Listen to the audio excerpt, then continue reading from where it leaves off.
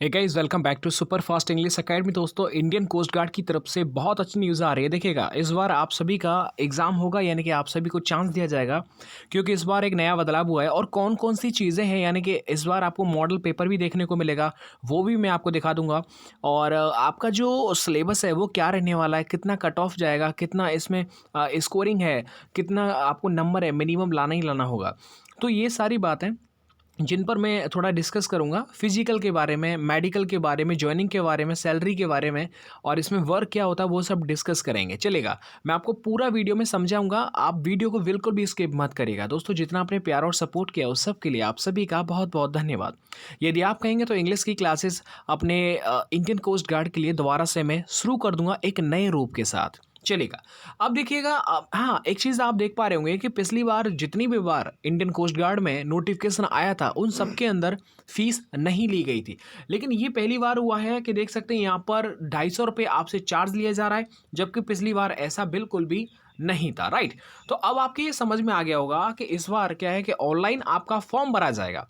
Online आपके form भरे जाएंगे। थोड़ा मैं नोटिफिकेशन को दिखा देता हूँ, उसके बाद आगे की प्रोसेस बताऊंगा इसमें क्या क्या करना होता है। देखिएगा, ये है आपका नोटिस जो आया था, notification related to Indian coast examination. Online form भरे जाएंगे 5 जनवरी से 19 जनवरी तक। आप सभी विद्यार्थी इस फॉर्म को भर सकते हैं। इससे पहले मैं हर बार बोलता था कि जिनकी परसेंटेज ज़्यादा है वही बच्चे इसमें अप्लाई करें, क्योंकि एडमिट कार्ड नहीं आएगा। लेकिन इस बार पूरा प्रोसेस एक तरीके से किया जा रहा है। चलेगा, मैं आपको आगे बता देता हूँ। इसके अंदर ये देखो, 3 पोस्ट के लिए वैकेंसी है। ये फीमेल के लिए नहीं है, ओनली मेल के लिए है।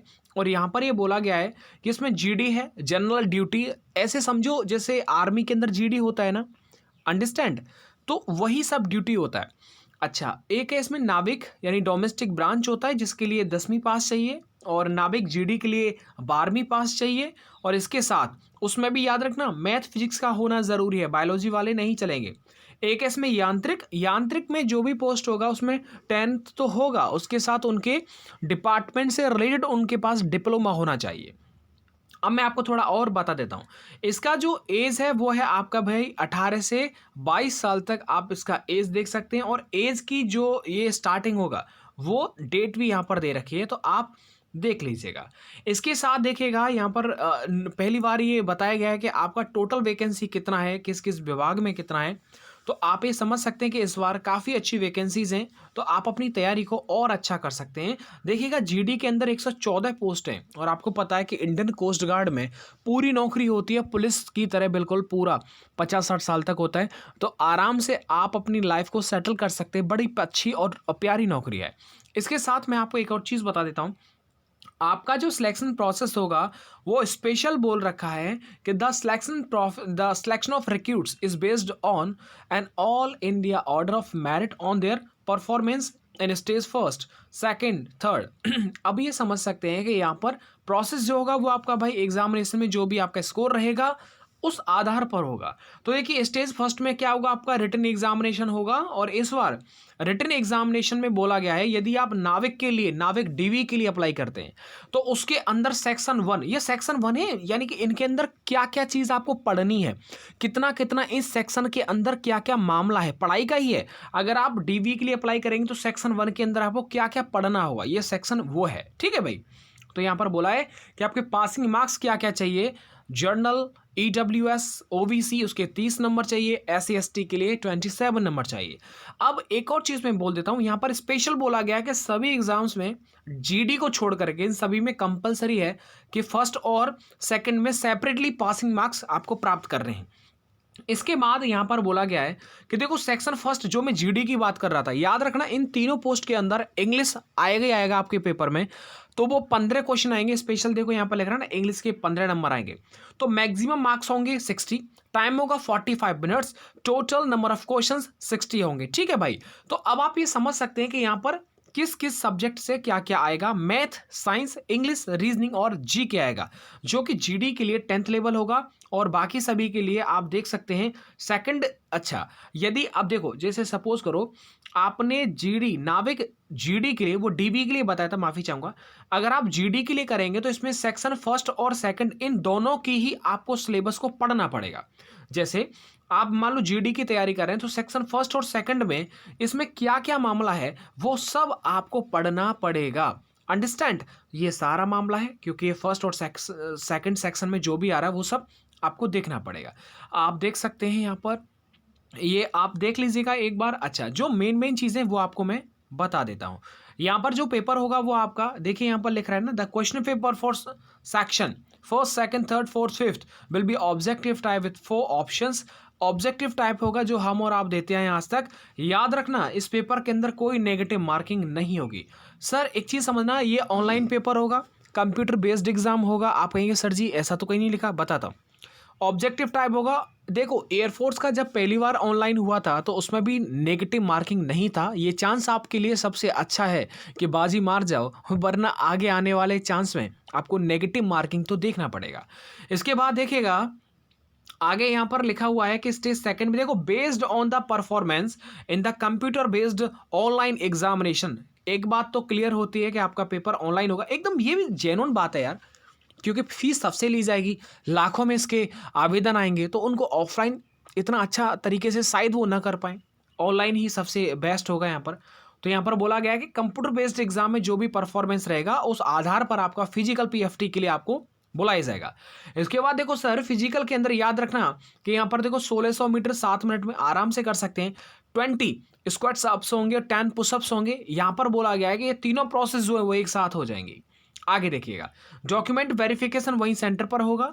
और यहाँ पर देखिएगा, और इसमें जो अच्छा है और पास फेल, चलो ठीक है और बता देता हूँ मैं आपको।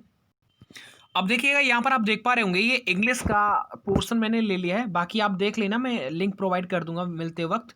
यहाँ पर इंग्लिश में जो जो आपसे पूछा जाएगा, इंग्लिश की तैयारी मैं खुद कराऊंगा, आप बिल्कुल निश्चिंत रहें, और इस बार एक अच्छी तरीके से आपको तैयारी कराऊंगा। यहाँ पर देखिएगा वही है, कुछ पढ़ने की जरूरत नहीं, वही तामझाम जो नेचुरल होता है सभी एग्जाम्स के अंदर।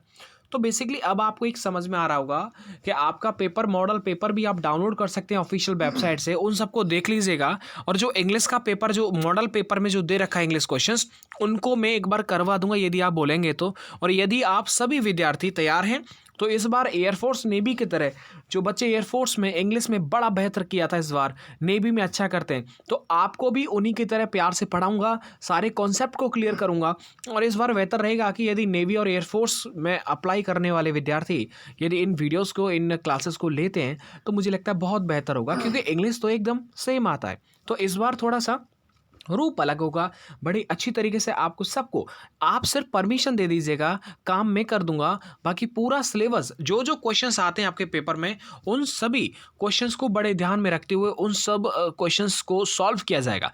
और याद रखना, देखिएगा इस बार इंडियन कोस्ट गार्ड की तरफ से एक बेहतर कदम आपके लिए रखा गया है। तो आप इस जो चांस आपको दिया गया है यार, इससे पहले आपको पता है ना, एक पढ़ने वाला विद्यार्थी मात्र अपनी परसेंटेज के माध्यम से पीछे रह जाता था। सपोज करो किसी का 85 पे 80% है, सर बहुत बड़ा परसेंट होता है 80 नंबर, 80 परसेंटेज प्राप्त करना, तो आप समझ सकते हैं कि उसका भी नंबर नहीं था।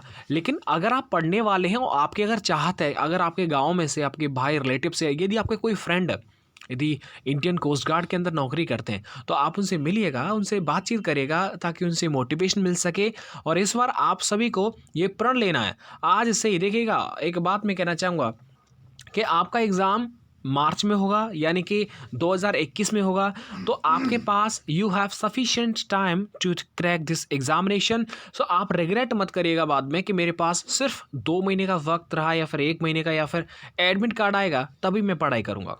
तो इस बार आप बहुत बेहतर कर सकते हैं, ये आपके ऊपर डिपेंड करता है। देखिएगा मेरा ये अनुभव है कि आप अपने एग्ज़ाम में, हो सकता है जो आपने पढ़ा है वो ना आए, लेकिन आपने जो तैयारी की है, जो प्रैक्टिस सेट लगाए हैं, उनका जो अनुभव होता है, उनका जो कॉन्फिडेंस होता है ना सर, वो आपके पेपर को अंतिम वक्त तक, अंतिम लास्ट क्षण तक आपको तैयार रखता है। आपको अंदर से भरोसा होता है कि मैं आराम से इस पेपर को कर लूँगा। एक उदाहरण देता हूँ आपको। सपोज करेगा कोई पेपर है जिसमें 50 क्वेश्चंस आते हैं और लास्ट एन वक्त पर टाइम है 30 मिनट्स। अगर आपने प्रैक्टिस किया होगा किसी भी एथलीट्स की तरह, किसी भी आर्मी फौजी की तरह आपने अगर मेहनत किया होगा, तो आप अंतिम वक्त तक अपना हौसला नहीं आपका टूटेगा। क्यों? क्योंकि आपने पिछले 2.5-3 महीनों में इतना मेहनत किया है कि आपको ये तो पता है कि मैं अंतिम वक्त तक मैं लड़ सकता हूं, मेरे अंदर जो पोटेंशियल पावर है। तो आप ये समझ सकते हैं कि आपके जो प्रैक्टिस सेट्स होते हैं, जो आपकी मेहनत होती है, रेगुलर बेसिस की जो मेहनत होती है सर, वो कभी व्यर्थ नहीं जाती, आपको भरोसा दिलाती है। याद रखना, अंतिम वक्त जब आपका जब लास्ट मूवमेंट होता है, पेपर बस फिनिश होने वाला होता है, टाइम खत्म होने वाला है, तो उस वक्त पर यदि किसी बच्चे के पास अगर 15 मिनट का टाइम बचा है ना सर, तो मैं अच्छी तरीके से बोल सकता हूँ, जिसने प्रैक्टिस नहीं किया होगा वो अपने हाथ खड़े कर देगा, लेकिन जिसने प्रैक्टिस किया होगा, जिसने मेहनत की होगी, मेहनत का मतलब होता है प्रैक्टिस से, उसने अगर प्रैक्टिस किया होगा तो सच बता रहा हूं, वो अंतिम 1 सेकंड तक अपनी फाइट को पहले स्टार्ट किया था उसी आधार से करेगा और वो अपने पेपर में बाजी मार जाएगा। तो इसी तरीके से आपको तैयारी करनी है। आगे रणनीति क्या रहेगी वो मैं आपको बता दूंगा। अगर आप कुछ पूछना चाहते हैं तो कमेंट बॉक्स में कमेंट कर दीजिएगा। कुछ विद्यार्थी आपको आपके प्रश्न का जवाब दे देंगे और मुझे आप परमिशन दीजिएगा ताकि मैं अपनी क्लासेस को एक बार दोबारा से इंडियन कोस्ट गार्ड के लिए स्टार्ट कर सकूँ। मिलता हूँ मैं आपको नेक्स्ट वीडियो के साथ। वीडियो को देखने के लिए आप सबका बहुत बहुत शुक्रिया। Thank you so much.